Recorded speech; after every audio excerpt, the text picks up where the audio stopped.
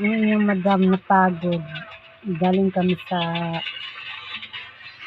patay. Dapit kami. Kaya pagod si madam.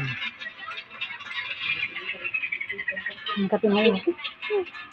Uban, kuto, balakubak. Kaya maganda dito, kalbuhin na lang. O kaya garapata. May lisa pa. Ano ba itong buhok na to? Ang kato. Andrea. Alam mo ako ni uban. Andrea. Andrea. Ayaw niya na. Hindi daw siya marunong magtanggal ng uban.